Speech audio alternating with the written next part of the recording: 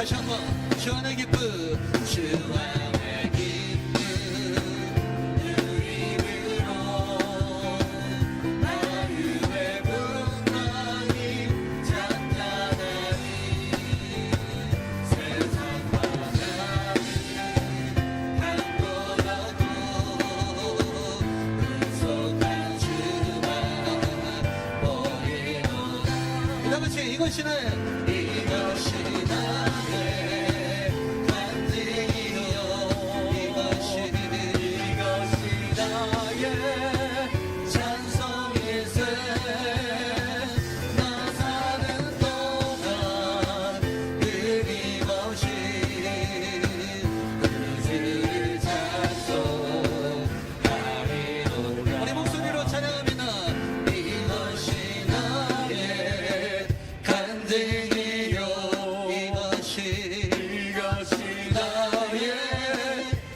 찬송일세 나 사는 동안 끊임없이 우주를 찬송하리.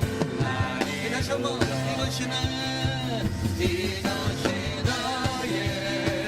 번뜩이요 이것이 나의 찬송일세 나 사는 동안 끊임없이 우주를 찬송하리로다.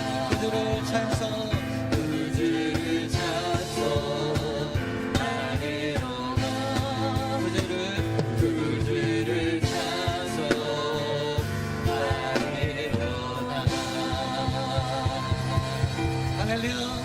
우리 사는 동안에 끊임없이 주님을 찬양해야 될 줄 믿습니다. 아멘. 할렐루야. 우리 감사하신 하나님, 에베네셀 하나님, 우리 여기까지 인도하신 하나님을 찬양하며 나아갑시다.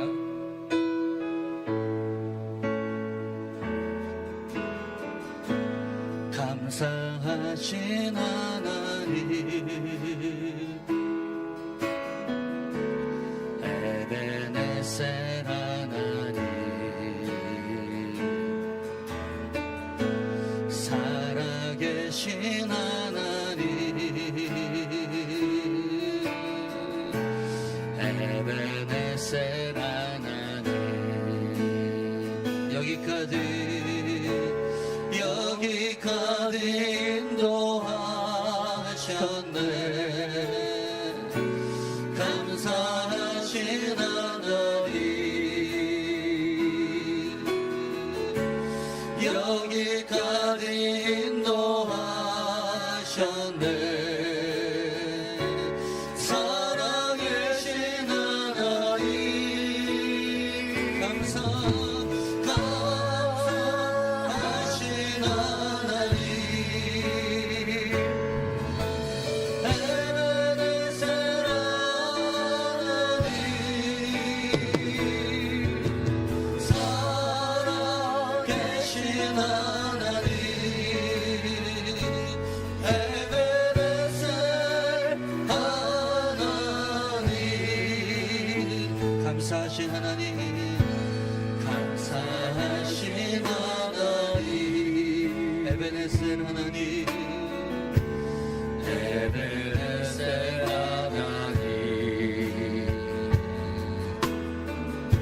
살아계신 하나님,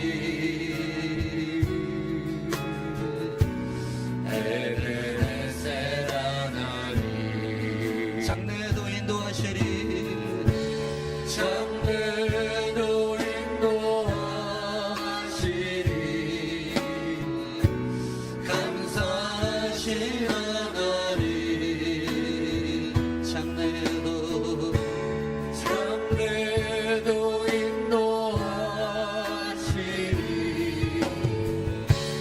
살아계신 하나님, 다같이 감사하신 하나님, 에베네셀 하나님,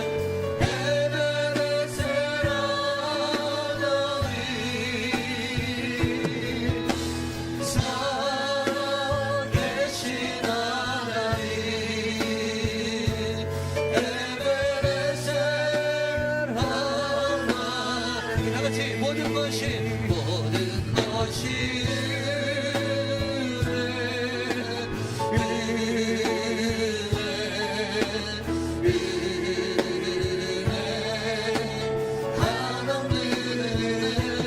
내 삶에 당연한 건 하나도 없었던 것을 모든 것이 은혜여서. 우리 다같이 우리 자리에 일어나셔서 내가 누려왔던 모든 것들이, 내가 누려왔던 모든 것들이, 내가 지나왔던 모든 시간이, 내가 걸어왔던 모든 순간이,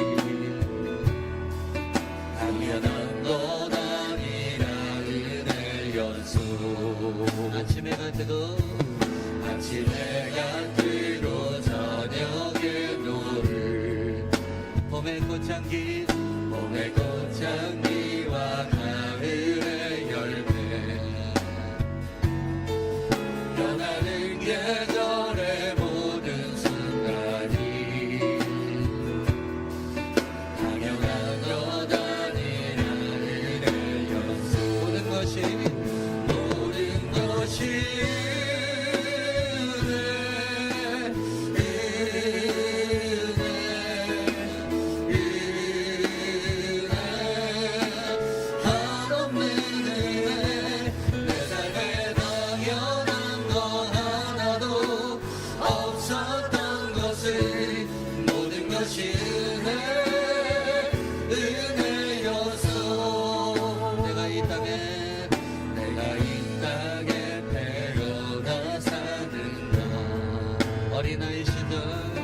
어린아이 시절 지금까지 숨을 쉬며 살며 꿈을 꾸는 당연한 건 아니었습니다.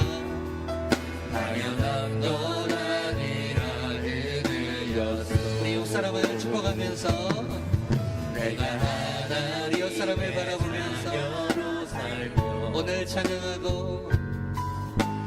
찬양하고 예배하는 삶 복음을 전할 수 있는 축복이 다같이 당연한 건 아니라 은혜였어. 모든 것이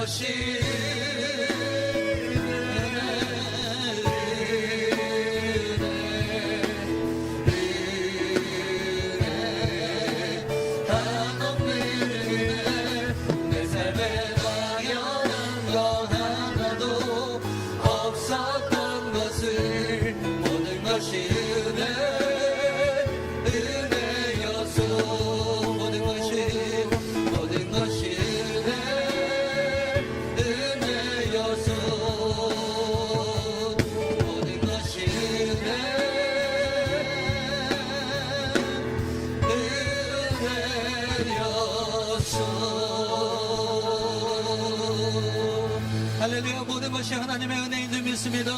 할렐루야. 하나님 그 은혜의 영광을 찬양하게 하여 주시고 오늘 어버이 주일을 맞이해서 모든 것을 감사하며 나가는 예배되게 하여 주시옵소서. 우리 다같이 주여 한번 치고 동성으로 기도하며 나갑니다. 주여. 사랑과 은혜가 풍성하신 하나님 아버지 감사합니다. 하나님 우리에게 허락하여 주신 가정과 교회 아버지나 민족 가운데 특별히 하나님 아버지 우리 부모님 허락하여 주심을 감사합니다. 하나님 오늘도 어버이 주일을 맞이해서 우리가 감사와 찬양과 영광 올려드릴 때 우리의 온 마음 다해 주님을 찬양하며 나가는 우리 모두가 되어줄 수 있도록 하나님이 역사하여 주시옵소서. 하나님 아버지 우리 가운데 정말 하나님의 역사로 말미암아 아버지를 주님을 찬양하게 하여 주시고 세우신 모습을 통해서 하나님 말씀하실 때 우리의 심령이 뜨거워지고 하나님의 뜻을 따라 우리 가정을 세워가고 하나님 아버지 주님을 떠나면서 하나님 아버지 완전하게 세워지는 우리 모두가 되어줄 수 있도록 하나님이 인도하여 주시옵소서. 아버지 주님을 찬양합니다. 주님 감사합니다. 주님 감사합니다. 다같이 우리 지존하신 주님의 이름을 찬양합니다. 지존하신 주님 이름 앞에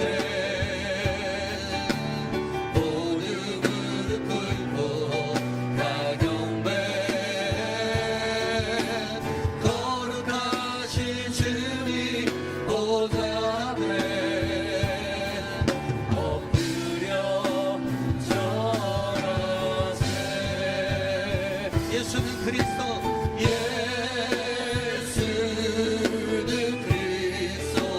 할렐루야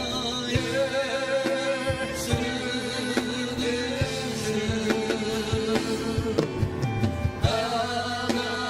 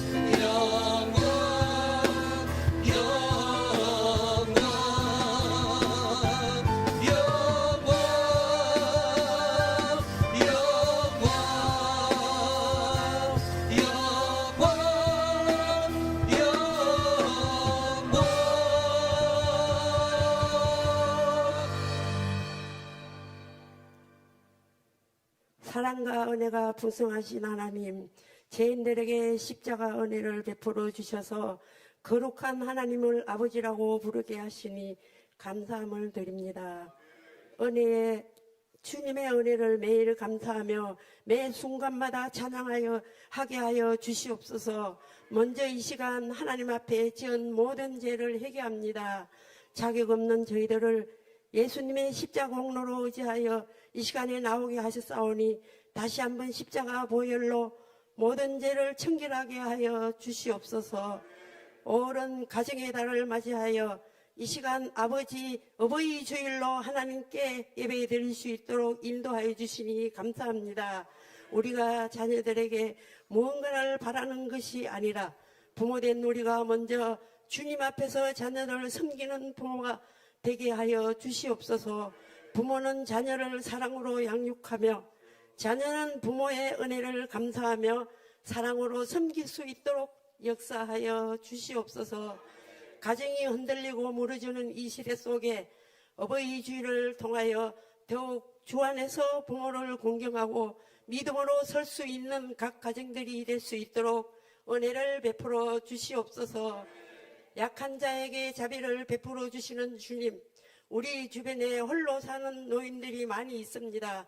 예수님 친히 찾아가셔서 위로하여 주시고 십자가 그늘 안에서 평안을 주시고 영원히 안식할 천국 소망을 하며 살게 하여 주시옵소서. 이 시간에 세우신 귀한 목사님 말씀 선포하실 때 성령 충만한 은혜 시간이 될 수 있도록 역사하여 주시옵소서. 예배를 위하여 맡은 곳에서 헌신하는 지체들의 섬김을 받아 주시옵시고 복을 내려 주시옵소서. 예배 시중을 주님께 의탁하오며 살아계신 예수님의 거룩하신 이름으로 기도하옵나이다. 아멘.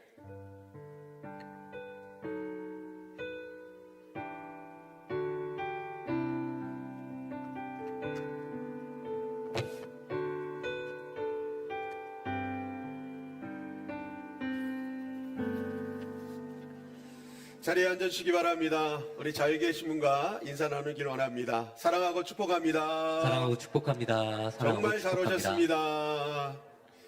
할렐루야. 오늘도 예비된 하나님의 은혜가 저와 여러분들의 은혜가 되기를 간절히 소망합니다. 아멘. 자, 오늘 교회 소식 함께 나누길 원하는데요. 오늘 어버이 주일입니다. 모든 부모님들에게 하나님의 사랑과 은혜가 가득하기를 기도합니다. 여성교회에서 70세 이상, 특별히 1956년생부터입니다. 우리나라는 나이가 1살부터 3살까지는 기존 그냥 막 늘어날 수 있는 그런 여러 가지 요소들이 있어요. 뭐 호적 나이, 뭐 만 나이, 빠른 나이, 또 미국 나이, 뭐 하여튼 이렇게 하다 보면 나도 70세고 다 70세가 될 수 있고 아닐 수도 있고 그래서 우리가 1956년생부터 이렇게 정해놨으니까요. 1956년생부터는 교회에서 여성교회에서 마련한 선물을 꼭 가져가시면 좋겠고요. 오늘 목장 모임 때 꼭 은혜롭게 나눠주시고 각 테이블 정리와 교육별 청소구역을 함께 동참해 주시면 감사하겠습니다.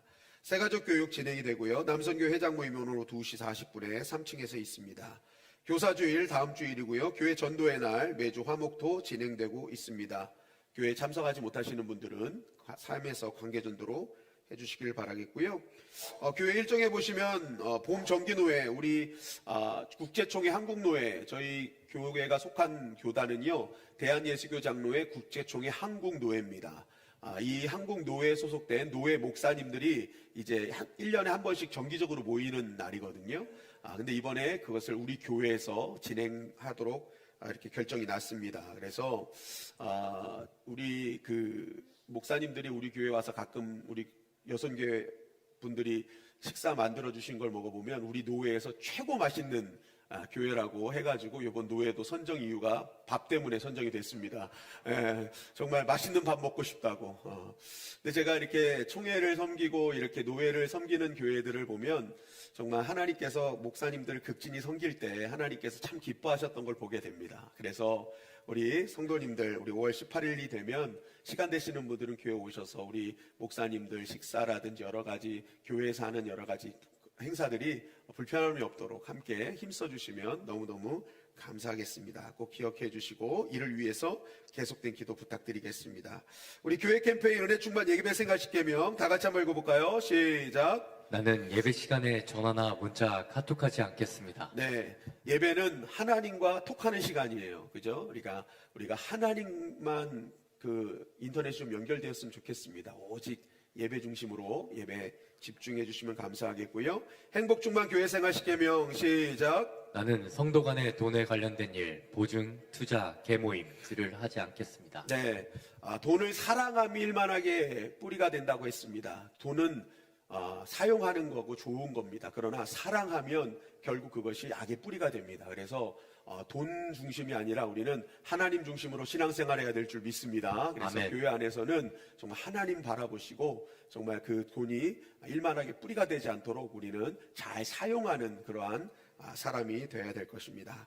우리 산책길 쉼터를 운영합니다. 우리 카페 있잖아요. 엘리모를 이제 화요일 오전 10시부터 오후 6시까지 이렇게 화요일부터 토요일까지 열어놓는데요. 몇 분이 다녀가셨습니다. 이 지역을 산책하시는 분이 다녀가셨는데 한 분은 정말 교회가 이런 걸 해주셔서 너무 감사하다는 거예요. 정말 교회 주변에 이렇게 좀 여유롭게 쉴 수 있는 공간이 없었는데 교회에서 개방해 주시니 자기는 이제 앞으로 여기 와서 책도 읽으면서 좀 쉬려고 한다고 하시더라고요. 정말 우리 교회가 지역사회에 빛과 소금의 역할을 감당하는 교회가 되길 간절히 소망합니다. 그래서 열어놓고 물도 드시고 또 와이파이도 사용하시고, 근데 이제 커피 머신은 움직이지 않으려고 그래요. 왜냐하면 그것이 주변 상권이나 오해가 될 수 있습니다. 그래서 믹스라든지 이런 걸 놓고 간단하게 타드실 수 있도록은 할 건데요. 아무튼 우리 성도님들 계속 기도해 주시고 주변에 혹시 지나가시다가 덥고 그러면 교회 카페 열렸으니까 거기 가서 나랑 쉬자고 하면서 모시고 와도 됩니다. 그래서 우리 교회가 이렇게 열린 교회로 앞으로도 여기도 한번 뭐 동사무소나 뭐 이런 데서 지금은 주민센터죠. 이런 데서 필요하다 그러면 정말 개방도 하고 했으면 좋겠어요. 그래서 지역사회에 정말 빛과 소금의 역할을 감당하는 우리 교회가 되기를 간절히 소망합니다. 아멘. 우리 일부 찬양대원을 모집합니다. 오세영 집사님께 문의해 주시고 자격은 찬양을 사모하는 전 성도가 참여할 수 있습니다.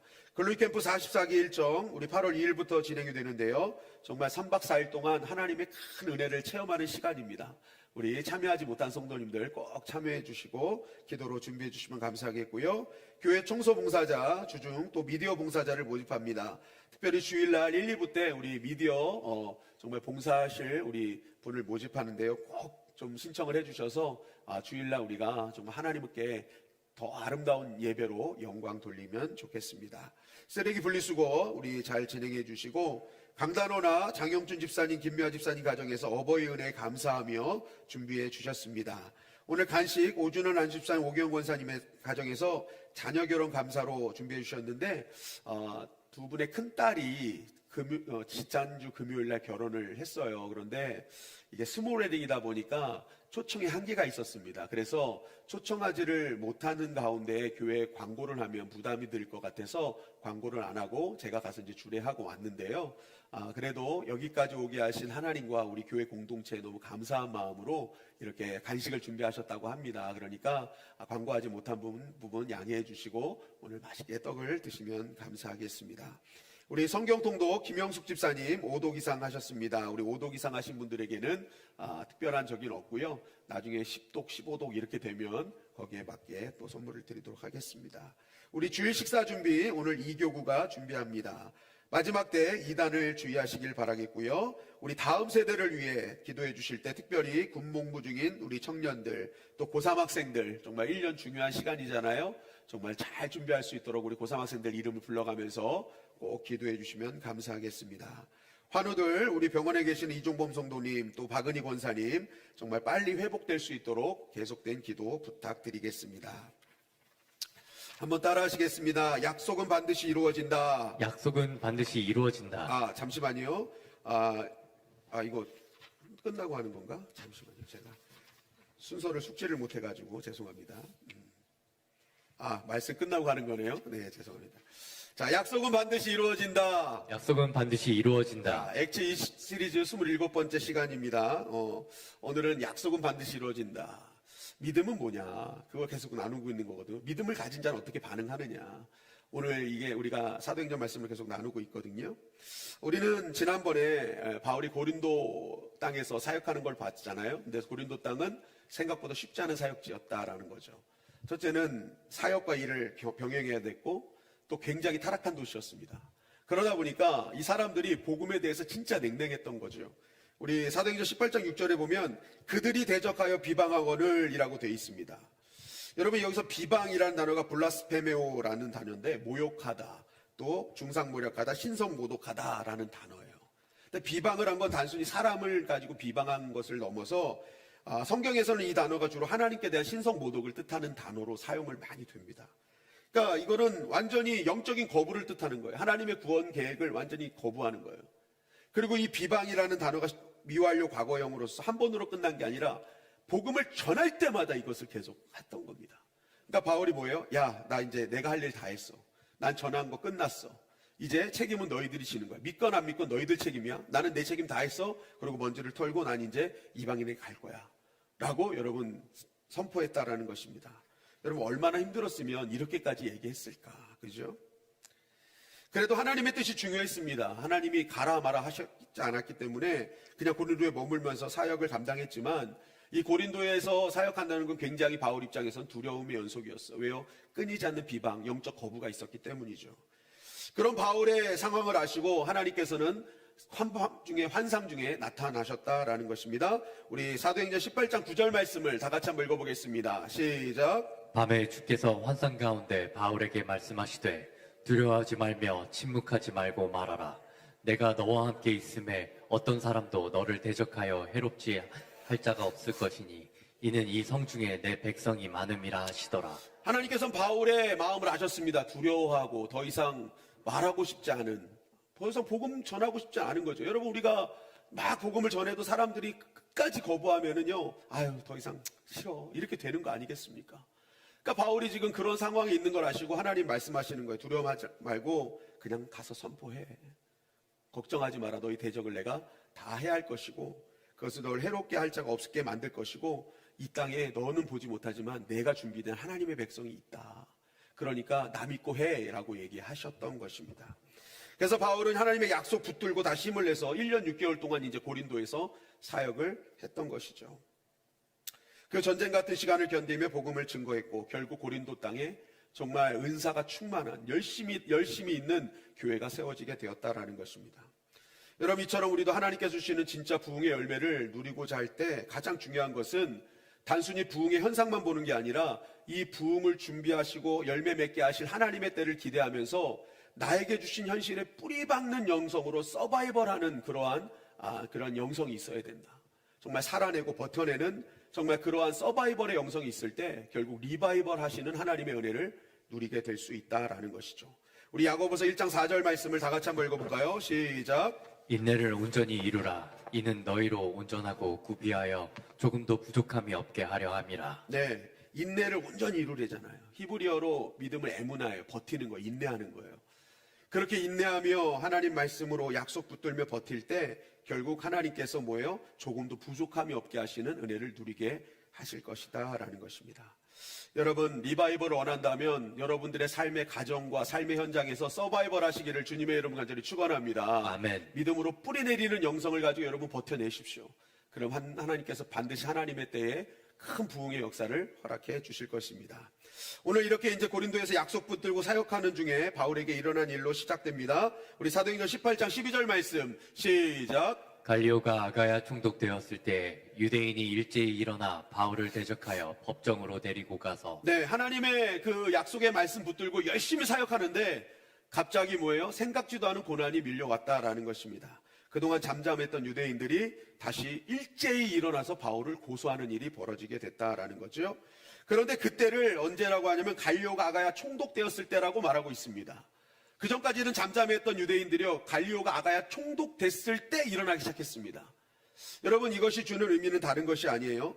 여러분 아가야는요 당시 그리스를 중심으로 해서 그리스 위쪽에 있는 것을 마게도냐라고 그랬고 그리스 아래쪽에 있는 것을 아가야라고 했습니다. 그래서 이 지역을 나눠서 그 마게도냐 지역, 아가야 지역이었는데 바울은 먼저 위쪽에 마게도냐 지역을 복음을 전하고 이제 아가야 지역으로 내려온 거였거든요. 그래서 이 아가야 지역은요, 바로 아테네와 고린도 지역을 총괄하는 총독이었습니다. 굉장히 중요한 직책이었다고 해요. 그래서 여러분, 총독이 부임할 때 가장 신경 쓰는 것은 지역의 점령지의 그런 평안함이었습니다. 안정시키는 거예요. 그러니까 막 소요가 일어나고 폭동이 일어나는 것을 가장 어려워했습니다. 왜냐하면 거기서 2년 정도 마친 다음에는 더 승진해서 가야 되는데 여기서 폭동이 일어나고 이러면은 문제가 생기는 거거든요. 그러니까 새로운 총독이 부임하면요, 사람들이 일제히 그때 총독이 어떻게든지 다 모든 요구를 수용해 주기 때문에 그러한 백성들의 그 지역 그 주민들에 대한 요구를 거의 다 받아주는 그때였다라는 겁니다. 그러니까 여러분, 유대인들이요, 신임 총독이 오니까 머릿수 갖고 밀고 나간 거예요. 모든 유대인들, 그 고린도에 사는 모든 유대인들이 다 일어나서 바울을 고소하는 일이 벌어지게 된 것입니다. 그러면 이 고소권이 총독이 해줄 거라고 생각했던 것이죠.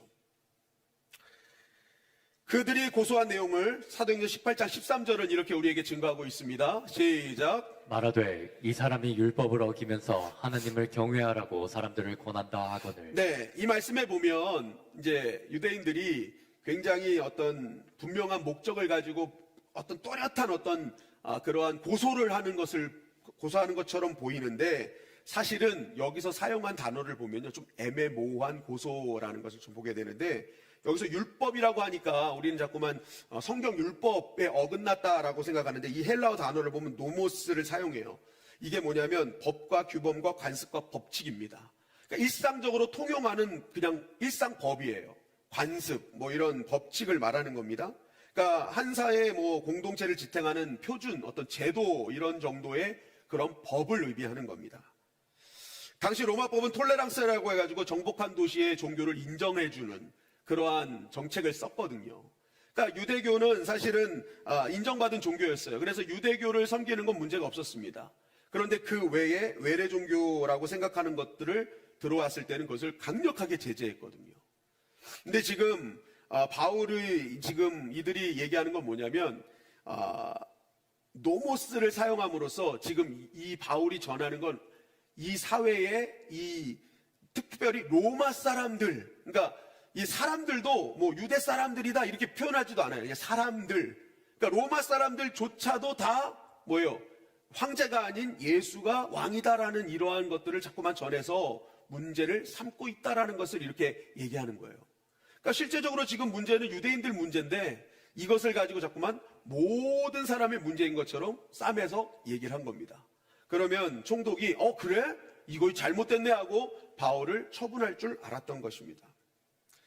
이 상황이 사실 바울의 입장에서는 너무너무 큰 문제였습니다. 왜냐하면 만약에 바울에게 이제 갈리오 총독이 야, 너 하지 마. 넌 잘못된 거야. 넌 잘못된 종교야. 라고 딱 법으로 정해지면 앞으로 바울은 선교 사역을 할 수가 없고 더 나아가서 목숨까지도 어떻게 될 줄 모르는 그런 상황이 돼버리고 만 것입니다.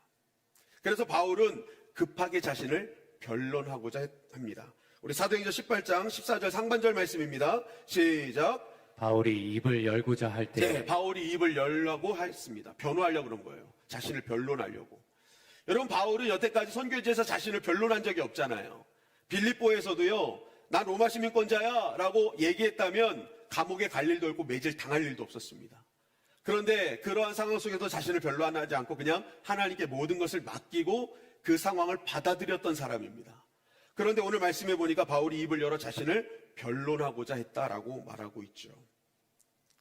여러분, 만약 아까도 말씀드렸지만 이게 그대로 판결이 이루어지면요, 이 고린도에서 복음을 전하지 못하는 것을 넘어서 이게 판례가 되어 앞으로 로마가 다스리는 곳에서는 더 이상 복음을 전할 수 없게 되는 거예요.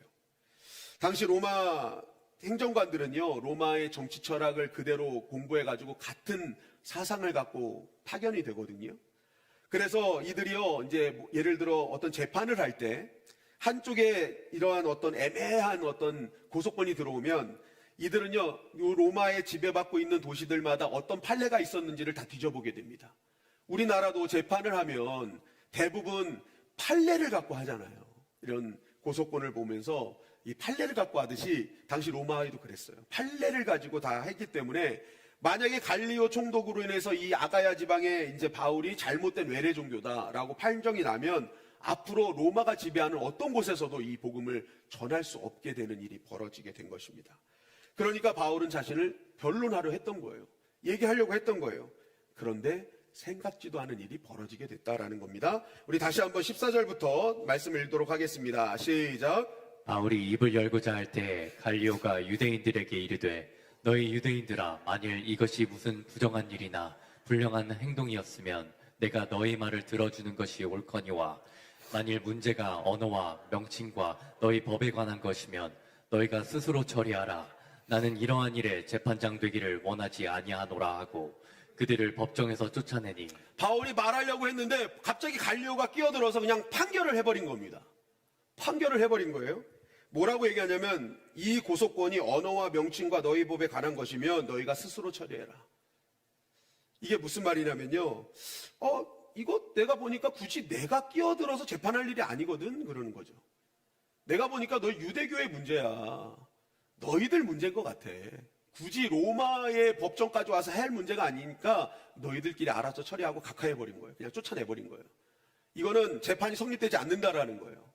기각과 각하의 차이가 있잖아요. 그러니까 각하한 거예요. 쫓아내버린 거예요. 이거는 아니야. 그럼 니네들이 알아서 해야 하는 거죠. 그러니까 지금 이 갈리오는요, 기독교를요, 유대교에 속한 어떤 그냥 그 문제라고 생각을 했던 겁니다.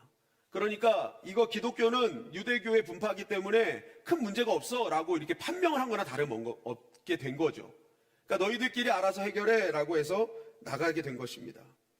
결국 여러분 이 일을 통해서요, 바울이 선포하는 이 복음이 이제 유대교 테두리 안에서 합법적으로 선포할 수 있는 판례가 만들어진 겁니다. 그래서 나중에 사도행전 23장이나 25장에 보면은 23장에서는 천부장이 벨릭스에게 전할 때도 사도 바울 문제 없다라고 이 판례를 들어 얘기하고요. 사도행전 25장에도 보면 총독 베스도가 아그리빠 왕에게 이야기를 할 때도 이 판례를 들어서 얘기를 해요. 이 사람은 뭐 다 비슷한데 예수를 전하는 것 외에는 다른 잘못이 없어요. 그러니까 이 갈리오 이 판례가요, 나중에 앞으로 바울이 재판정에 설 때마다 이 판례가 굉장히 중요한 역할을 하는 그러한 요소가 됐다라는 것입니다. 유대인들의 대적과 고소가 오히려 바울의 선교 활동을 도와주는 일이 되어버리고 말았다라는 것입니다. 그리고 이들의 고소로 인해 뜻밖의 동역자도 생기게 되었어요. 오늘 17절 말씀을 다 같이 한번 읽어보겠습니다. 시작. 모든 사람이 회장당 소스데네를 잡아 법정 앞에서 때리되 갈리오가 이 일을 상관하지 아니하니라. 이들이 법정에서 쫓겨내자마자 했던 일이 뭐냐면 회당장 소스데네를 잡아다가 막 때린 거예요. 얼마나 때렸는지 사람이 소스가 돼가지고 소스되는 거예요. 소스되네. 아우 소스됐네 이러는 거예요. 소스됐네. 너무 많이 맞아가지고 그냥 소스가 됐어. 네. 이 왜 이렇게 구타했는지는 뭐 성경에 정확하게 기술되어 있지는 않습니다. 그러나 당시 상황으로 볼 때 이 회당장이 바울의 고소문을 써줬을 가능성이 크다라는 거죠. 그래서 바울을 어떻게든지 이제 처리하려고 했는데 그게 안 된 거예요. 그러니까 이 고소문을 잘못 쓴 회당장을 처리한 거죠. 막 유대인들이 가서 막 구타를 했고, 또 한편으로는 이 총독이 이제 나는 너희들이 관여하지 않겠다라고 했잖아요.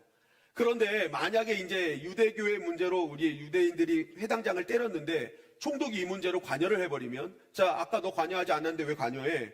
라고 해서 총독을 꼬투리 잡을 수 있는 상황이 생긴 거죠. 그런데 성경은 놀랍게 뭐라고 얘기합니까? 갈리오가 이 일을 상관하지 아니하니라. 갈리오가 상관을 안 해버린 거예요. 아예 니네들 일이니까 니네들 알아서 해. 이로 진짜 끝난 거죠. 여러분, 이 일이 왜 기록되었을까? 왜 이 소스된 것을 왜 이렇게 적어놨을까? 고린도전서 1장 1절에 보면 이렇게 말씀하고 있습니다. 고린도전서 1장 1절 말씀 다 같이 한번 읽어볼까요? 네, 고린도전서 1장 1절입니다. 없나요? 네, 제가 읽어드릴게요.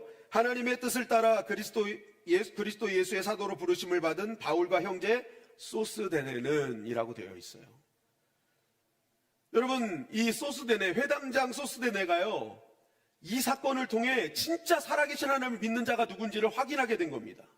하나님을 믿는다면서도 자신의 이득과 자신의 유익에 맞지 않으면 그냥 가서 사람들을 패고 헐뜯는 이 유대교는 진짜 살아계신 하나님 믿는 거 아니다. 그러나 자신이 힘들고 어렵고 그런 목숨이 걸린 상황에서도 끝까지 하나님을 믿고 있는 이 바울이야말로 진짜 하나님을 믿는 것이구나라는 것을 깨닫게 된 것입니다. 그래서 해당 장 소수된 애가 뭐예요? 예수 그리스도를 믿어 하나님의 자녀가 됐고, 또 고린도 교회를 바울과 함께 든든히 세우는 존재가 되었음을 성경은 기록하고 있는 것입니다. 여러분, 이러한 본문을 보면서 우리는 무엇을 깨닫게 됩니까? 한번 따라 하실까요? 하나님의 약속은 반드시 이루어진다. 반드시 이루어진다. 우리 사도행전 18장 10절 말씀을 다시 한번 읽어보겠습니다. 사도행전 18장 10절 말씀 시작. 10절 말씀입니다. 시작. 내가 너와 함께 있음에 어떤 사람도 너를 대적하여 해롭게 할 자가 없을 것이니 이는 이 성중에 내 백성이 많음이라 하시더라. 여러분, 이 약속을 믿고 열심히 했는데 대적자가 일어났잖아요. 그래서 우리는 그걸 보면 하나님 약속은 소용없는 거네. 끝났네. 말도 안 되네. 대적할 자, 해롭게 할 자 없다고 했는데 유대인들이 일어났고, 또 하나님 백성 많다고 하는데 눈 씻고 찾아봐도 하나님 백성 없네. 이렇게 생각했을 수 있단 말입니다. 그러나 오늘 말씀해 보니까 하나님의 약속대로 바울을 대적하던 자들은 다 쫓겨났고, 오히려 그들은 뭐예요? 바울을 앞으로 고린도에서 어떻게 할 수 없는 그러한 일이 벌어지게 됐습니다. 갈리오 총독은 도리어 바울의 선교의 길을 열어주었고, 전혀 하나님의 자녀가 될 것 같지 않았던 회당장이 돌이켜 하나님의 백성이 되는 일들이 벌어지게 됐다라는 거죠. 이것을 통해 하나님은 다시 한번 바울에게 실제적으로 하나님의 약속은 현실이 되는 것임을 알려주셨던 것입니다. 여러분, 우리 인생을 살다 보면 하나님의 말씀이 무산되는 것처럼 보일 때가 있습니다. 오히려 나의 삶의 현실 가운데는 정말 하나님의 약속과는 정반대의 모습이 드러날 때도 있다라는 것이죠. 여러분, 그러나 한번 따라 하실까요? 하나님의 약속은 반드시 이루어진다. 반드시 이루어진다. 여러분, 우리가 그 약속 믿고 나아갈 때 하나님이 이루신 반전의 은혜를 누리게 될 수 있다라는 것입니다. 아멘. 열왕기상 8장 56절 말씀해 보니까 이렇게 말씀하고 있어요. 시작. 여호와를 찬송할지로다. 그가 말씀하신 대로 그의 백성 이스라엘에게 태평을 주셨으니 그종 모세를 통하여 물려주신 그 모든 선한 약속이 하나도 이루어지지 아니함이 없도다. 여러분, 하나님이 말씀하신 것은 이루어지는 줄 믿습니다. 아멘. 하나님의 약속은 반드시 이루어지게 될 줄 믿습니다. 아멘. 그래서 하나님의 백성은 하나님을 찬양해야 되는 줄 믿습니다. 아멘. 끝까지 하나님을 찬양하는 것이 하나님의 약속이 이루어짐을 믿는 자의 모습이다라는 것이죠. 아멘. 히브리서 10장 23절은 이렇게 증거하고 있습니다. 시작. 또 약속하시는 이는 미쁘시니 우리가 믿는 도리의 소망을 움직이지 말며 굳게 잡고. 여러분, 여기서 하나님은 미쁘시다고 하는데 이것이 신실하시다라는 것입니다. 하나님은 변함없으신 분이라는 거예요. 하나님 약속은 변함없는 신실하게 지키시는 하나님의 그러한 성품을 말씀하고 있는 것입니다. 그러니까 여러분, 우리가 약속 붙들고 나아갈 때 흔들리지 않고 소망을 이루신 하나님을 만나게 될 줄 믿습니다. 아멘. 여러분, 삶을 살다 보면 내 상황이 하나님 나에게 주신 약속과 정말 맞지 않는 방향으로 흘러가는 그러한 현상을 맞이할 때가 있습니다. 그러나 오늘 성경은 분명히 말씀하십니다. 하나님의 약속은 반드시 이루어진다고. 아멘. 왜냐하면 그분은 신실하신 분이기 때문에. 아멘. 반드시 약속을 지키시는 분이기 때문에. 아멘. 여러분, 신앙생활에서 정말 중요한 것은 지정의의 균형이라고 얘기를 하고 있어요. 지성, 감성, 의지, 이것이 균형 있게 되어야 된다. 그런데 정말 중요한 것은 순서라는 거예요. 항상 지성이 앞서야 된다. 아는 것, 하나님의 말씀을 알고 약속을 붙드는 게 앞서야 된다. 왜냐하면 여러분, 이것이 감정이 앞서게 되면요, 내 감정이 좋을 땐 하지만 감정이 안 좋을 땐 감정대로 행하기 때문에 그래요. 내 감정 따라서. 그런데 약속이 먼저인 자, 말씀이 먼저인 자는요, 감정이 흔들려도 말씀이 먼저이기에 어떤 상황에서도 흔들리지 않고 끝까지 신앙생활을 할 수 있게 되는 것입니다. 그래서 하나님은 항상 약속을 먼저 주시는 거예요. 말씀을 먼저 주시는 거예요. 말씀 붙들고 항상 이 약속이 먼저 될 때 어떤 감정 속에서도 흔들리지 않고 끝까지 하나님께 영광 돌릴 수 있기에 하나님은 우리에게 약속을 먼저 주시는 줄 믿습니다. 아멘. 여러분, 우리 교회가 지정의가 확실한 교회가 되기를 주님의 이름으로 간절히 축원합니다. 아멘. 여러분, 오늘 어버이 주일입니다. 하나님은 어버이를 공경하는 자에게 엄청난 약속을 허락하고 계십니다. 출애굽기 20장 12절 말씀 다 같이 한번 읽어보겠습니다. 시작. 내 부모를 공경하라. 그리하면 내 하나님 여호와가 내게 준 땅에서 내 생명이 길리라. 에베소서 6장 2절 말씀입니다. 시작. 내 아버지와 어머니를 공경하라. 이것은 약속이 있는 첫 계명이니 이로써 내가 잘되고 땅에서 장수하리라. 여러분, 하나님께서는 약속을 주셔요. 특별히 부모 공경하는 자에게 약속을 주십니다. 그 약속은 땅에서 잘되고 장수하는 약속이에요. 여러분, 우리가 오래 사는 것이 중요하지만 오래 살아도 정말 아프고 힘들면 오래 사는 것이 사실은 복이 아니라고 느낄 때가 있잖아요. 그런데 하나님께서 주시는 이 부모 공경의 약속은요, 건강하게 부족함 없이 오래 사는 복을 주신다라는 거예요. 정말 모든 복을요, 그냥 딱 이 부모 공경에 다 뭐예요? 주셨다라는 것을 우리가 보게 되죠. 특별히 땅 약속을 하십니다. 이 땅 약속하니까 내가 부모 공경 잘하면 막 부동산이 커지나 막 이런 생각을 하실 수 있는데, 여러분 그렇게 생각하면요, 땅 한 평 없는 저는 불효자 중에 불효자입니다. 정말 불효자 중에 불효자야. 여러분, 여기서 땅은요 굉장히 중요한 영적 의미를 지니고 있는데요. 땅은 이스라엘 백성들에게 부동산 개념이 아니었습니다. 땅은 여러분 이스라엘 백성들과 함께 하신다는 개념이었어요. 그래서 여러분, 땅에서라는 이 단어는요, 내가 너와 함께 하겠다는 약속이에요. 너가 사는 그 땅에 내가 함께 할 것이다. 아멘. 여러분, 하나님이 함께 하시니까요, 그 땅에서 잘되고 장수하는 은혜가 있게 되는 것입니다. 여러분 땅에 이런 은혜가 있기를 주님의 이름 간절히 축원합니다. 아멘. 그런데 하나님은 왜 부모 공경에 이러한 모든 복을 다 몰빵해 줬냐 이거예요. 이게 굉장히 중요한 것입니다. 단순히 부모가 자녀들을 사랑해서 자녀들에게 잘해줘서만, 여러분 부모여도요 자녀들에게 잘하고 정말 후손들에게 잘하는 분들도 있지만 자녀들에게 상처를 준 부모들도 굉장히 많습니다. 요즘은 특히 더 그런 것 같아요. 예전에는 상처받아도 그냥 그러려니 하고 넘어갔는데 이제는 상처받으면 그냥 다 드러나는 시대가 됐잖아요. 그러니까 요즘 부모에게 상처받는 세대가 참 많은 것을 보게 됩니다. 여러분, 하나님이 이거 모르실 리가 없잖아요. 상처 주는 부모가 있는데도 불구하고 하나님은 약속을 하시는 거예요. 내가 그래도 그 부모 공경하면 내가 복 줄 거야. 완전한 복을 줄 거야 라고 얘기를 하시죠. 여러분, 왜 그러셨을까? 그 답은 바로 이 공경이라는 단어에 있습니다. 우리 아이들이 어렸을 때 부모를 공격하라 해가지고 가끔 저를 공격하고 막 그랬었는데, 공격이 아니라 뭐라고요? 공경이라는 거예요. 공경. 부모 공경은 뭘까? 여러 가지 공경에 대한 생각을 할 수 있어요. 부모님을 자주 찾아뵙는 것이 공경이다. 부모님께 용돈을 자주 드리는 것이 공경이다. 자주 전화해서 부모님 말씀 들어주는 게 공경이다. 우린 그렇게 생각할 수 있어요. 그러나 오늘 공경은, 성경이 말하는 공경은 달라요. 이 공경은 그 히브리어로 카베드라는 단어입니다. 카베드. 이 카베드가 뭐냐? 무겁다라는 거예요. 그러니까 여러분, 부모 공경은요, 자녀의 무게를 인정하라는 거예요. 아니, 부모의 무게를 인정하라는 거예요. 그 부모가 갖고 있는 무게가 있대요. 근데 그 무게가 뭐냐? 바로 이 땅에 나를 태어나게 한 생명의 전달자로서의 무게라는 것입니다. 여러분, 하나님은 생명의 주관자시거든요. 그런데 그 생명의 주관자신 하나님께서 누구에게 생명을 전달하게 하셨느냐? 바로 우리 부모를 통해서 생명을 전달받게 하셨다라는 겁니다. 여러분, 배꼽 없으신 분 한번 손 들어보세요. 배꼽. 다 배꼽이 있으시죠? 배꼽이 있다는 것은 내가 누군가에서 태어났다라는 거예요. 배꼽 없는 사람이 있어요. 아담과 하와. 거기는 만들어졌기 때문에.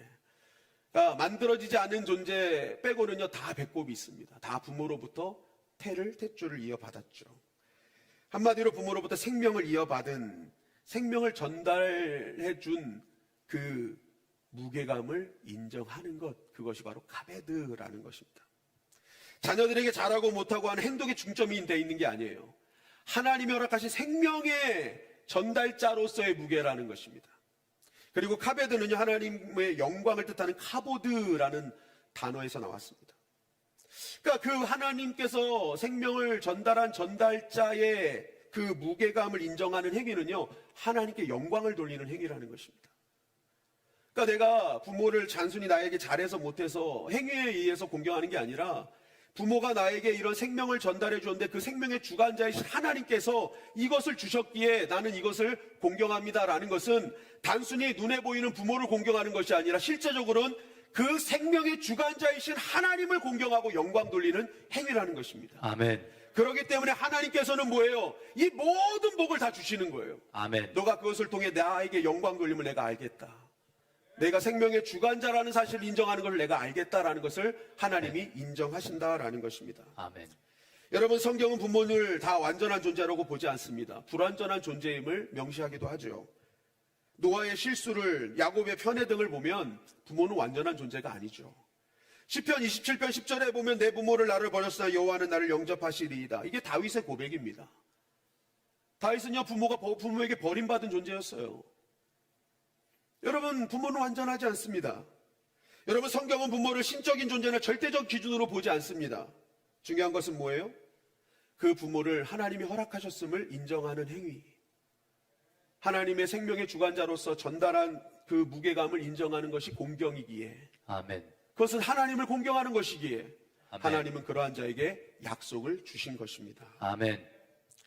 여러분, 성경이 말하는 공경은 부모의 행동에 대한 보상이 아니라 그 질서를 세우신 하나님을 신뢰하는 행위임을 우리는 보게 되죠. 아멘. 여러분, 그래서 실제적인 공경의 대상은 누굽니까? 부모를 넘어 또한 하나님을 실적으로 공경하는 행위라는 것입니다. 그래서 하나님은 그러한 모습에 더 큰 복을 약속하고 계시는 거죠. 아멘. 특별히 여러분, 카베드는요, 인체 장기 중에 간을 지칭하기도 합니다. 간, 우리 인체의 간. 고대 히브리인들에게 간은요, 생명의 중심으로 여겼습니다. 그러니까 간이 회복이 되잖아요, 회복. 여러분, 이 말씀이 무엇일까요? 여러분, 부모 공경을 왜 명령하셨을까? 부모를 공경하라! 공경해도 되고 말고도 되고 뭐 이렇게 우리에게 선택권을 안 주셨어요. 왜 그러냐면 자녀 사랑은 그냥 됩니다. 그런데 부모 공경은 그냥 안 돼요. 이게 그냥 안 돼요. 자녀의 잘못, 자녀의 뭐 생일, 자녀의 뭐 이거 다 기억해도 부모에 대해서는 기억을 잘 못하잖아요. 그러니까 여러분, 이게 안 되니까 하나님 명령하신 거예요. 왜냐? 여러분, 그것을 통해서 의지적으로 정말 하나님을 경외하는 마음으로 명령해서 공경할 때 비로소 내 삶에 부모로 인해서 받은 상처가 뭐예요? 간이 회복되듯 내 삶의 쓴뿌리와 아픔들이 치유될 수 있기에 하나님께서는 그것을 강압적으로 명령하고 계시다라는 것입니다. 저도 아빠를 처음 해보니까요, 처음에는 제가 하는 것이 다 맞는다고 생각해서 정말 제가 아이들에게 막 얘기하고 막 혼내기도 하고 했어요. 근데 나중에 커서 얘기를 들어보니까 저는 분명히 자녀가 잘 되는 마음으로 했는데 자녀들이 생각보다 때로는 그 말에 상처받고 힘들어했던 그러한 경험들을 이렇게 내뱉기도 합니다. 자녀들을 위한 일이었지만 때로는 그것이 자녀들에게 큰 상처가 되는, 근데 부모도 사실은 처음 부모의 역할을 하니까 몰라서 그런 거예요. 부모님이 자녀들에게 말 한마디 하는 것도 사실은 정말 내 마음속에 여러 가지 단어들을 뒤적뒤적해서 어떻게 하는 것이 이 아이에게 가장 좋은 말일까, 그 몇 번을 되뇌이다가 하고 싶어도 하지 못했다가 이렇게 꺼내는 말들이거든요. 그냥 단순히 순간의 감정으로 하는 것이 아니거든요. 제가 부모가 되니까 알겠어요. 그런데 이제 자녀들은 단순히 그 현상만 보고 얘기하는 것처럼 생각이 되니까 또 이제 그것에 이제 상처를 받고 또 자녀들이 하는 그 말에 부모도 상처를 받고 그런 것 같아요. 그러나 여러분, 우리가 서로의 마음을 조금만 더 이해한다면 정말 아름다운 가정이 되고 진짜 우리가 부모를 제대로 공경하고 부모는 또 자녀를 노엽지 않게 하는 그런 가정이 되지 않을까 싶습니다. 여러분, 제일 중요한 것은 우리가 그 부모님이 나에게 상처를 줬던, 힘들게 했던, 사랑을 했던 간에 가장 중요한 것은 하나님의 생명의 전달자로 우리에게 하나님이 보내주신 귀한 분들이라는 것입니다. 그리고 그 부모들은 대부분 그것을 알기에 자녀들을 위해 헌신하고 희생을 하며 살아왔다라는 거죠. 여러분, 그러한 사랑에 감사하며 우리가 나아갈 때 그것은 하나님께서 하나님을 공경하는 것으로 여기시고 하나님의 약속하신 복을 우리에게 허락해 주실 줄 믿습니다. 여러분, 하나님은 미쁘신 하나님이신 줄 믿습니다. 신실하신 하나님이십니다. 그분은 한 번 하신 약속은 반드시 지키시는 분이셔요. 그래서 오늘 바울을 약속 믿고 끝까지 지켜주셨던 하나님의 그 약속, 그리고 부모를 공경한다 할 때 그 공경이라는 단어를 믿고 하나님을 공경한다는 사실을 믿고 우리가 끝까지 그 부모를 공경할 때 하나님 주신 약속은 반드시 우리의 삶에서 현실되는 은혜가 될 줄 믿습니다. 아멘. 여러분, 우리가 그 신실하신 하나님을 신뢰합시다. 이번 한 주 또 약속 붙들고 또 나아가 봅시다. 아멘. 그 약속 붙들고 우리가 현실에 뿌리 박는 생존의 은혜를 통해 리바이벌하게 하시는 하나님의 은혜를 경험하는 저와 여러분들이 되시기를 주님의 이름으로 간절히 축원합니다. 아멘. 다 같이 동성으로 기도할 때 하나님 참 감사합니다. 하나님, 신실하신 하나님, 나의 하나님 되게 하셔서 그 변함없는 약속을 현실로 주시는 그 하나님의 은혜를 누리게 하셨습니다. 주님, 우리가 신앙생활하며 때로는 감정이 앞설 때가 있습니다. 그러나 감정이기에 감정을 앞세우는 것을 뭐라 하지 않으시지만 우리가 끝까지 믿음 안에서 승리할 수 있는 길은 약속 붙드는 믿음입니다. 주님, 우리가 끝까지 약속 붙들어 흔들리지 않는 믿음으로 아버지 약속하신 놀라운 축복이 현실이 되는 약속의 자녀들이 되게 하여 주시옵소서. 부모님을 하나님 주신 생명의 전달자로 여기고 잘 공경하여 우리의 영혼도 치유받고 현실 가운데서도 복을 누리는 자들이 되게 하여 주시옵소서. 주여 한번 외치고 동성으로 기도합니다. 주여, 아버지 하나님 감사합니다. 어버이 주일을 맞이하여서 아버지 우리에게 주신 하나님의 놀라운 약속을 보게 하심을 감사합니다. 공경하라 하십니다. 내 부모를 공경하라 하십니다. 그 공경은 생명의 주관자이신 하나님께서 생명의 전달자로 불러주신 그 어머 부모의 무게를 아버지와 인정하라는 것입니다. 또한 그렇게 하나님 그 부모를 공경하는 것이 실제적으로는 하나님을 공경하는 것이요, 아버지와 그런 공경하는 자들에게 믿음을 인정하시고 아버지와 약속의 말씀을 주신 줄 믿사오니 아버지와 이 약속 말씀 끝까지 붙들게 하여 주시옵소서. 그래야 아버지 이 땅에서 잘되고 장수하는 복을 누리게 하여 주시옵소서. 아버지를 찬양합니다. 하나님은 믿으신 하나님이십니다. 신실한 하나님이십니다. 그 약속을 반드시 이루시는 분이십니다. 아버지 우리가 끝까지 약속 붙들고 흔들리지 아니하며 아버지와 믿음의 신앙의 경주를 완주하는 자들이 되게 하여 주시옵소서. 아버지를 찬양합니다. 주님 은혜 감사합니다. 주님 역사하여 주시옵소서.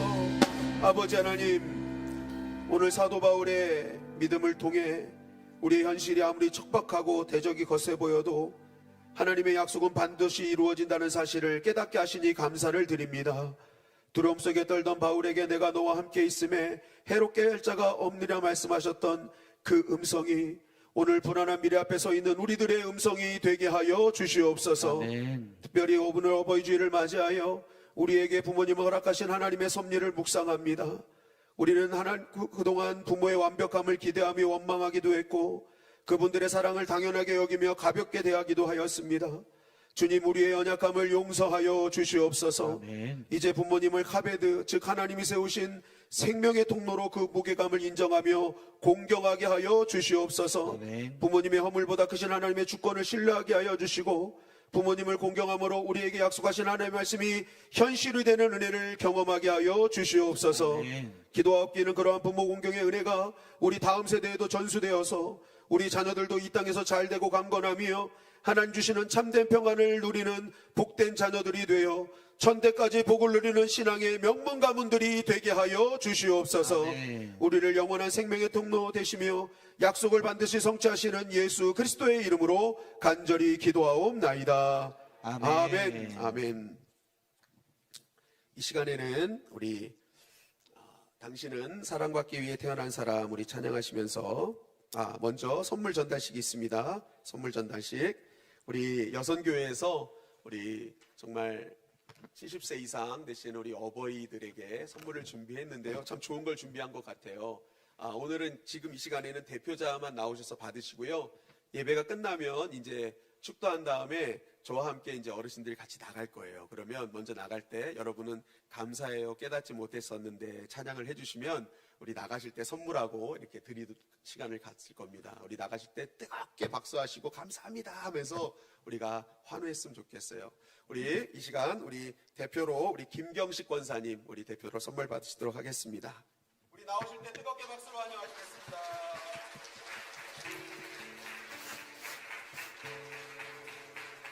감사합니다.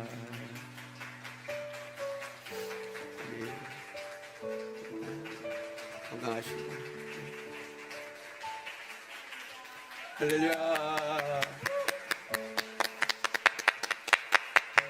우리나라와 저희가 여기 있기까지 우리 정말 신앙의 선배이시고 부모님 되시는 세대가 얼마나 피땀 흘려 이 나라를 이뤘고 우리 교회를 세웠는지 모릅니다. 정말 우리 교회가 부모 공경하고 먼저 된 세대를 공경하는 교회가 되기를 주님의 이름 간절히 축원합니다.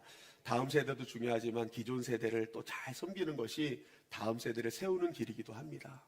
그래서 다음 세대도 공경의 그 마음을 잊지 않도록 우리 세대가 정말 열심히 공경하는 그러한 모습으로 나아가는 교회가 되었으면 좋겠습니다.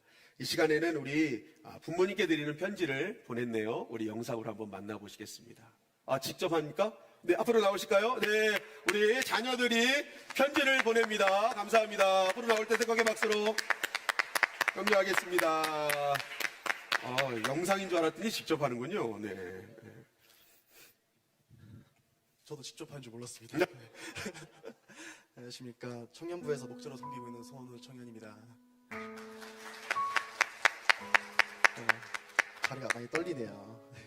편지낭독 시작하겠습니다. 실은 어릴 때 이렇게 어버이날에 편지를 써본 적이 거의 없어가지고 한 번도 이제 써보지 않겠다라고 다짐을 하고 했었었는데, 이제 수요일 날 안내 받고 한번 처음으로 한번 이렇게 써본 것 같습니다. 그래가지고 이제 어머니한테 이제 저한테 비밀로 하고 이제 막 처음에 좀 고민했던 것 같아요. 어머니 아버지의 사랑에 대해서, 어머니 아버지의 감사함에 대해서 처음으로 이렇게 좀 진지하게 고민을 하게 돼서 정말 감사하고, 어머니 아버지 좀 무슨 말 드렸는지 참 난감하고 잘 모르겠습니다. 근데 감사한 게 정말 생각해보니까 많은 것 같습니다. 낳아주심에 감사하고, 동행하심에 감사하고, 또 사랑해주심에 감사한데요.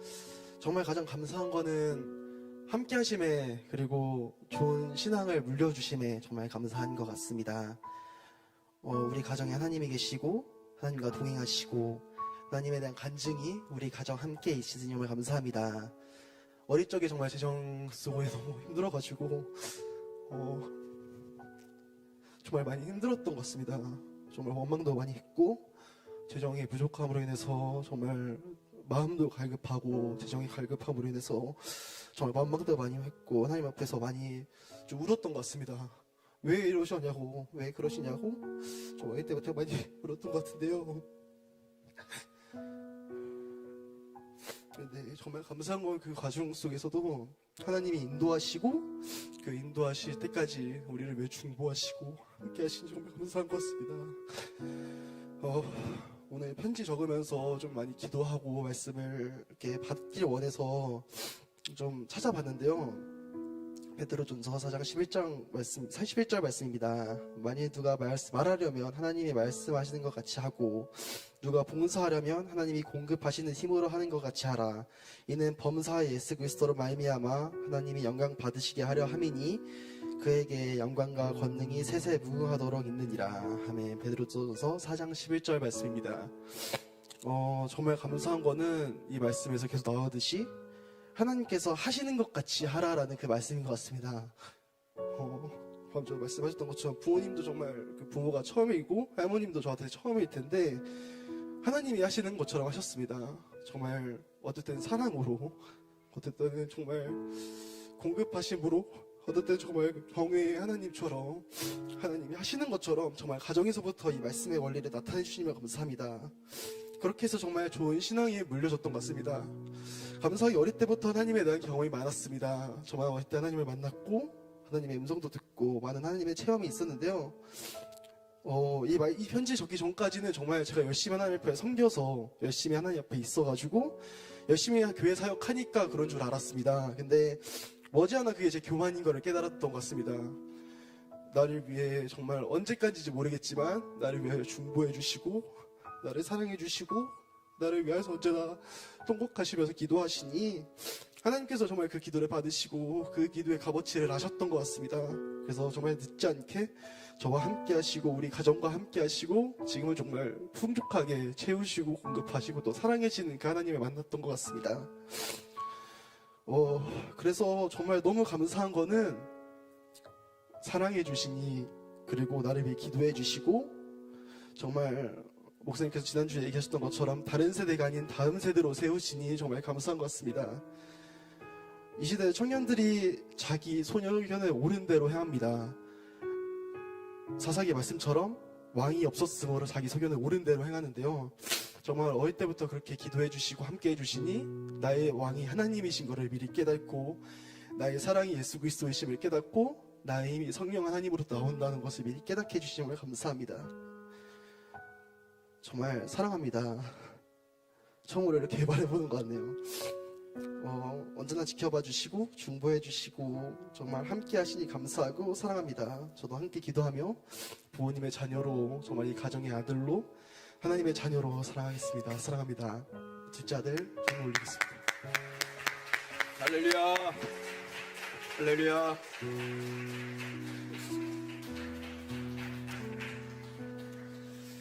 제 설교보다 더 좋은 것 같습니다. 너무너무 은혜로운 편지였던 것 같아요. 아마 이것이 지금 모든 자녀들의 마음이 아닐까 싶습니다. 우리 자녀를 대표해서 마음 나눠주심을 진심으로 감사를 드리고, 정말 이 시간에는 그러한 다음 세대를 물려주신 우리 어버이들을 축복하는 시간을 가지면서 헌금하겠는데요. 우리 당신은 사랑받기 위해 태어난 사람, 우리 찬양하면서 준비하신 예물을 드릴 때 오늘 어버이 70세 이상 되신 분들은 잠깐 자리에서 일어나 주시면 좋겠습니다. 잠깐 자리에서 일어나 주시고, 네, 70세 되시는 분들, 네, 일어나 주시고, 네, 우리 이분들을 축복하면서 준비하신 헌금을 드리도록 하겠습니다. 우리 서로 축복하며 찬양합니다. 당신은 사랑받기 위해 태어난 사람, 당신의 삶 속에서 그 사랑받고 있지요. 당신은 사랑받기 위해 태어난 사람, 당신의 네, 지금 헌금해 주시면 됩니다. 그 사랑받고 있지요. 태초부터 시작된 하나님의 사랑은 우리의 만남을 통해 열매를 맺고,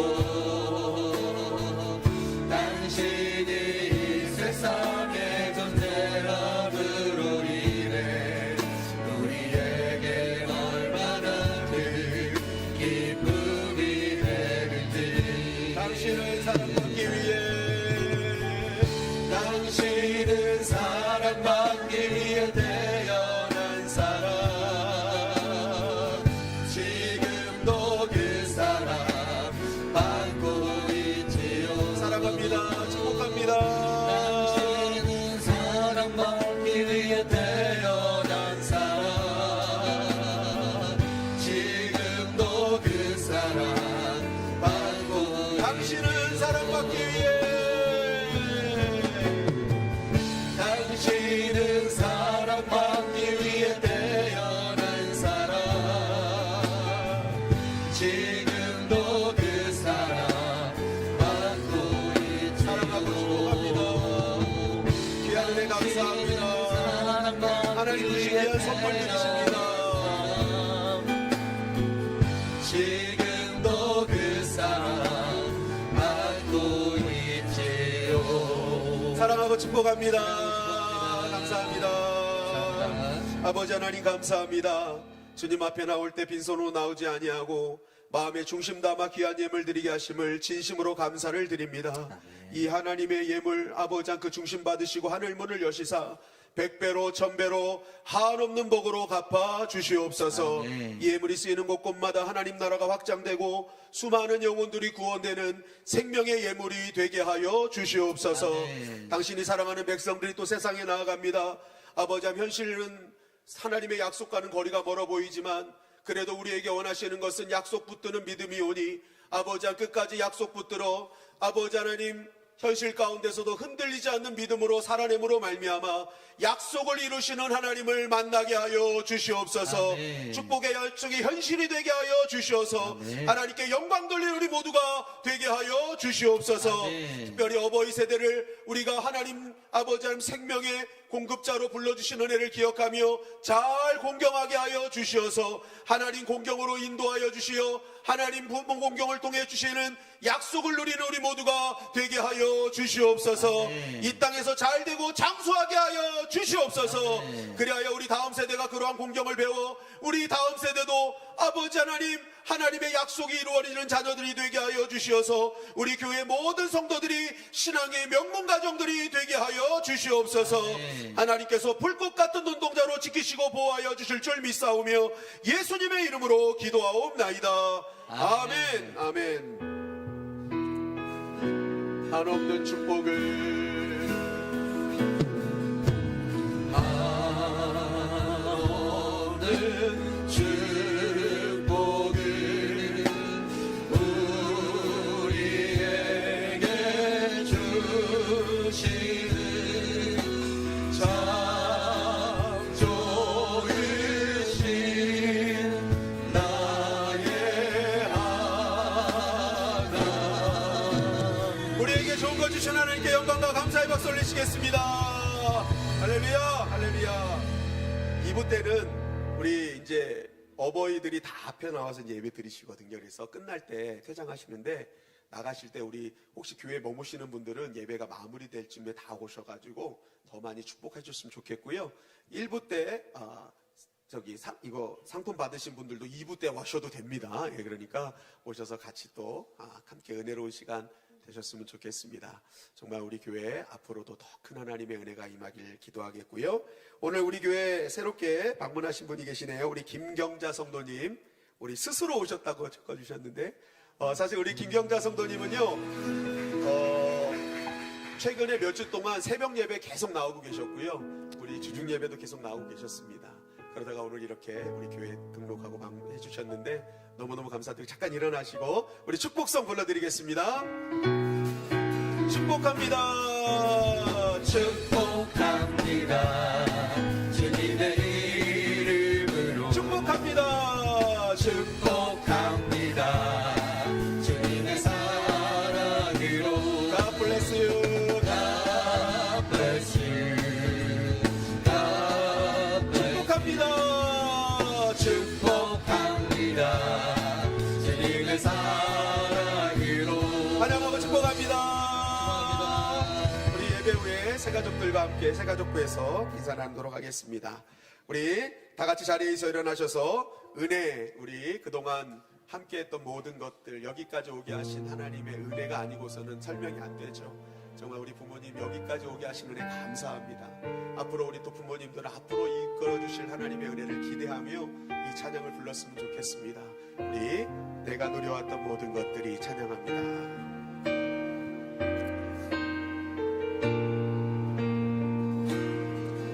내가 누려왔던 모든 것들이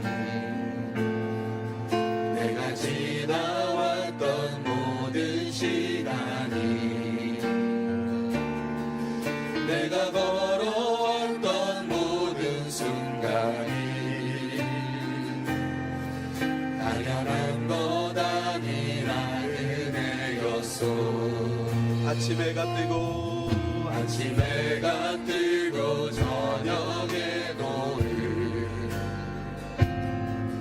봄의 꽃향기와 가을의 열매 변하는 계절의 모든 순간이 당연한 것 아니라 모든 것이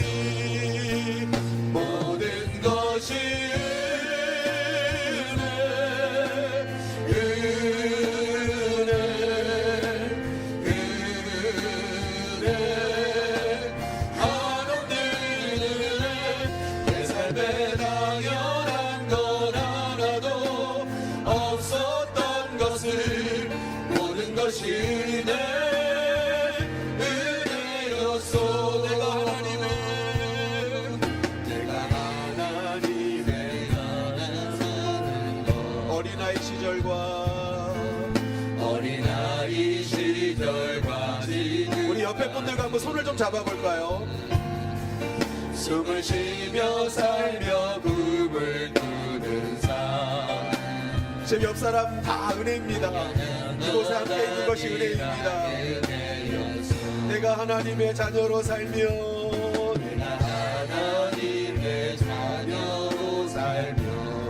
오늘 찬양하고 예배하는 삶. 복음을 전할 수 있는 축복이 당연한 것 아니라 당연한 것 아니라 우리 옆에 분들을 축복하며 모든 것이 은혜 우리 한 사람 한 사람 모두가 하나님의 은혜의 연결점입니다. 어버이 세대, 다음 세대의 행위까지 하나님께서 주신 선물들입니다. 하나님의 은혜를 알고 우리 은혜 안에 들어가는 우리 모두가 되길 원합니다. 모든 것이 은혜 은혜 모든 것이 은혜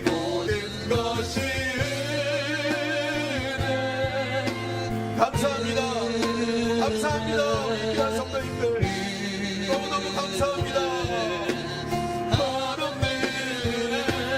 내 삶에 당연한 건 하나도 없었던 것을 모든 것이 은혜였소 모든 것이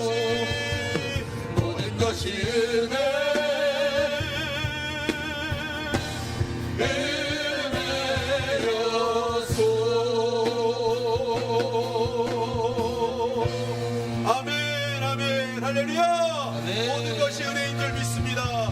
귀한 은혜 감사합니다. 감사합니다. 선포 준비 예수님 하나님은 나를 사랑하십니다. 나는 예수님 안에 있습니다.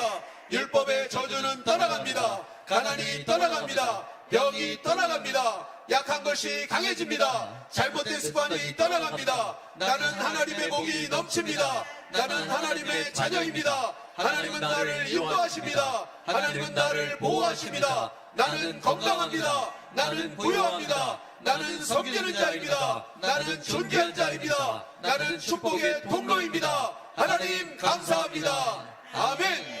이제는 우리를 구원하신 예수 그리스도의 은혜와 하나님 아버지의 크신 사랑하심과 성령님의 교통하심의 은혜가 우리 부모들은 하나님께서 생명의 전달자로 보내주심을 아버지한 그 무게를 인정하여 아버지한 공경하기로 결단하여 그 모든 것이 하나님을 인정하는 행위로 아버지 하나님 약속받기로 결단하는 우리 주님의 영광교회 성도님들 머리 위에 가정 위에 직장과 사업장 위에 삶의 터전 위에 그들의 자녀들 위에 이제부터 영원토록 함께 계실지어다. 아멘. 주님 감사합니다. 모든 것이 은혜입니다. 오늘 우리 서로가 맞잡은 손 잊지 말게 하시고 서로에게 은혜임을 선포하는 우리 신앙의 공동체, 영적 가족 공동체 되게 하여 주시옵소서. 아버지를 찬양합니다. 주님 역사하심을 믿습니다.